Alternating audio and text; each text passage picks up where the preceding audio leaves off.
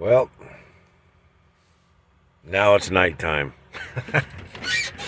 Well, delivered in Pennsylvania at Nestle, which is where I'm still parked at. I delivered, they actually let me in early last night, and then they forgot to unhook my trailer and give me a green light, so I spent 12 hours at the dock, but I went to sleep, so whatever, and I didn't have a reload, at 4 in the morning or something, so because I was scheduled at 8:30 this morning, and then I got here last night, and I thought, I'm just gonna go check it out. So they let me in and gave me a dock. I had like 10 skids. I didn't have a lot, but anyway, so we got some other trucks here. There's the mirror and people checking in. That load was from JB Hunt, believe it or not. Actually had a couple dollars on it. I was kind of impressed. Once in a while they got a good one. Once in a while they got, a good one for, JB Hunt, for an outside carrier, trying to do something. There to go again. So, and then there's Just Kidding. She's still here. Hello, Kidding. Kidding. Say hi. Yeah, hi. Okay. And, some garbage and doing a little housekeeping. So this is, it's kind of dark in here, so that's a CB external speaker. There's my CB microphone. Some pins. Full every cupboard in here, I think, because I don't know, we team. There's hat, paperwork, Bible and navigator and all that stuff. I think I showed you a little bit of that before. There's Lysol. There's some curtains that my wife put up, things like that. So anyway, we're here. I'm gonna jump out. You can see this thing, and then wore out steering wheel. It's got a few miles on it. Oh. All right, so this is it. There's the trailer. 2018 Great Dane 53. We got vents in it, so we can haul things like watermelons or other things that need to be vented. So there's the logo. There's all that. There's a wonderful bumper, needs help. Anyway, so it's a truck. It's just a Century class. Nothing fancy. Nothing fancy yet. These fairings, they like to fly off, and then they have little plastic tabs that hold them like right in there and right over there. And they break, if you go anywhere where there's like, wind on earth, they break them tabs, and then they're kind of rough. So chains, muffler, load bars. There's my error upper thing there, this stuff. Broom handle. Some tires, which I'm getting ready to put some new ones on. They're kind of mismatched. So there's that. They're kind of tall, and then those are short. I made a rookie move right here this winter. Not too long ago in Montana. You got to roll forward and backwards to make sure that your brakes are not frozen to your drums. And so I rolled back and forth. My wife looked out her mirror. Everything looked good, and we were cold, and I'd already gotten coffee and walked around it and whatever. So I take off. I start pulling them out, and all of a sudden I hear an explosion. It was those two tires rubbed a flat spot in the bottom. They blew up. So coming out of where I was at in Montana, you just kind of start pulling a hill pretty soon. And so in the snow, drug it up the hill with some bare pavement, and they blew up. So that was totally a rookie move on my part without double checking they were rolling.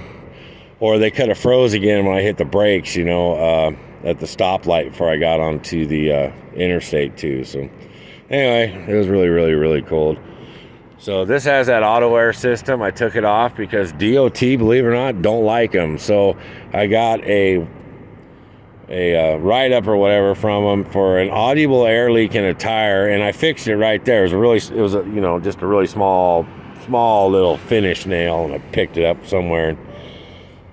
my wife and I were, switch driving and stopping. Always walk around the truck, make sure everything's good, and nothing's gonna get me in trouble at the scale. And anyway, I guess he heard that. I got like tendonitis pretty much from loud music and driving trucks and everything else. So, and heavy equipment, but we got in these trucks when they started coming out. Or an FLD 120 was actually a quiet truck. Cause I've been driving dump truck and some older stuff, even back in like 99, 2000. Hardly anybody had brand new trucks. Just not a lot of people do. So, I remember getting out of the old equipment stuff. 70s, 80s, and early 90s, and all that stuff, and getting into an FLD 120, and it was like, wow, this is quiet. I don't have to wear earplugs, to drive the thing all the time, or off-road dump trucks. And I guess I'm gonna have to start wearing earplugs again, so I don't keep ruining them. But so anyway, I took off that auto air system. Sorry, I lost track, and I put on the cat ideals. You see them, the yellow things. They hook to both tires at once, and you just fill it at one spot. And when the yellow bar gets into the window with the line lines up, you're done. Both tires are at the setting. I have mine at 110. I used to run everything at 100. That was the way we did it, old school, just 100 everywhere. 100 pounds everywhere. Well, I started messing with the tire pressures. And if you pull spread axle, flatbed gear, stuff like that, RGN stuff, whatever, you can smoke a tire and you can put new tires on it in 6 months, or toast.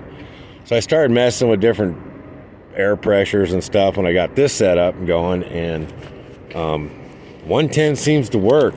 I'm scared it's going to blow up, but it never has. So from running at 100 all the time. So yeah, anyway, so that's her. She's just a Century class.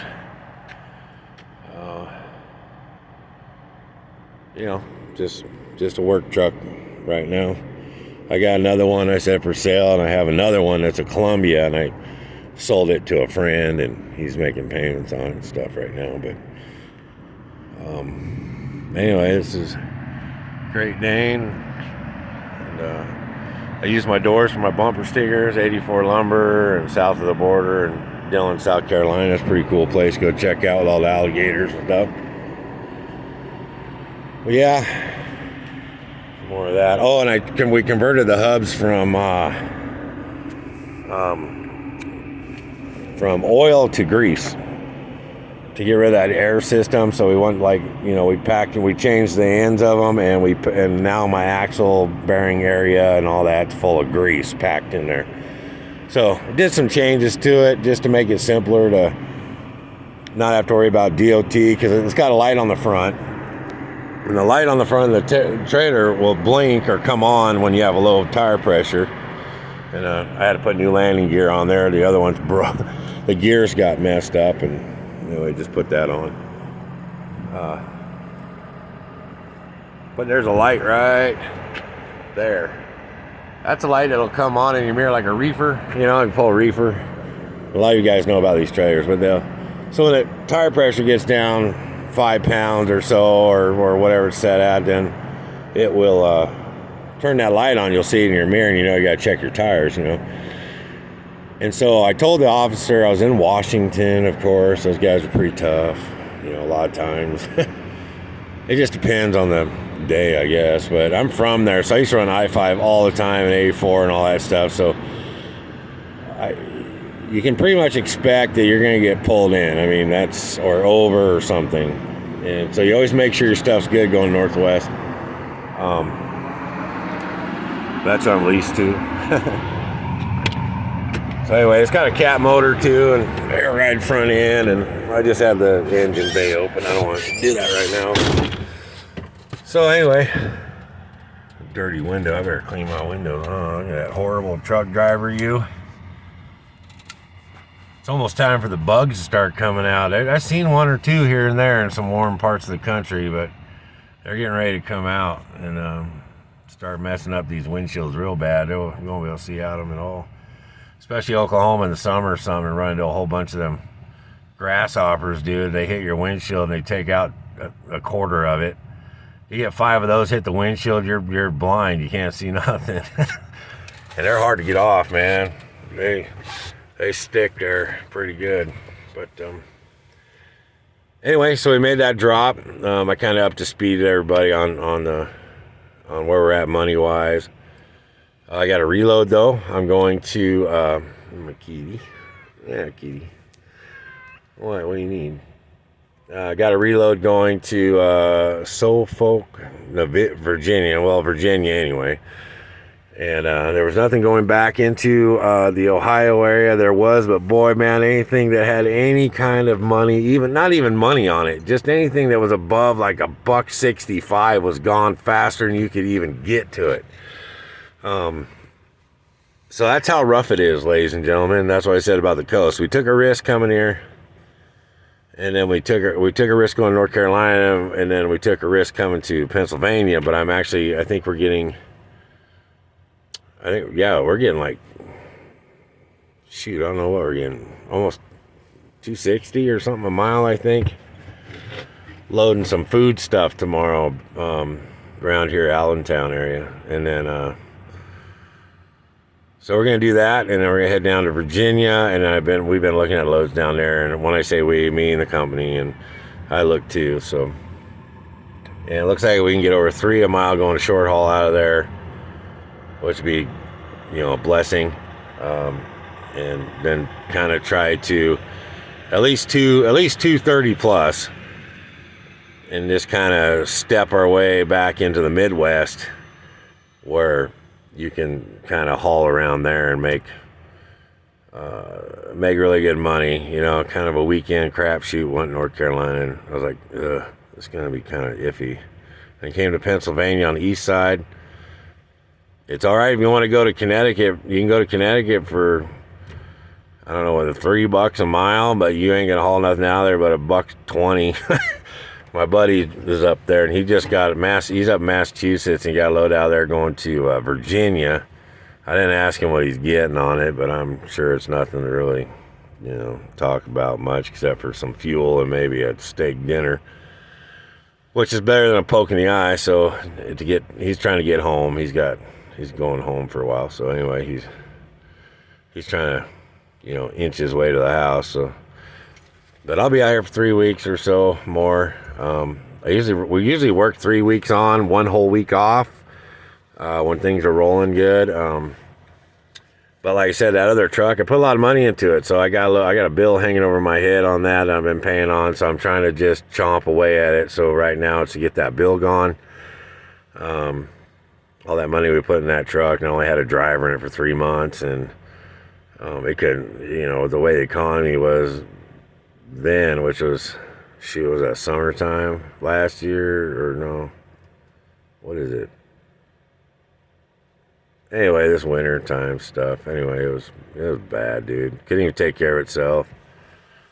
Couldn't even pretty much make enough money to make an oil change in a month, and it was plus, 55 cents a mile to driver. So, it wasn't like I was paying 70 cents a mile or something, or, like some of these places. I'm like, wow, man, that's 62 cents a mile if you got 5 years. I'm like, man, I got like 5 times, 4 years plus, whatever.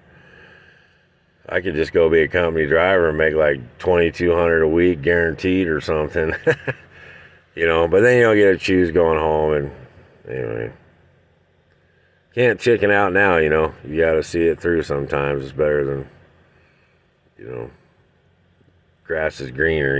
There's always going to be somebody's going to have green grass somewhere, and all the dogs want to go there and shit on it. Excuse my cussing, but that's a little saying.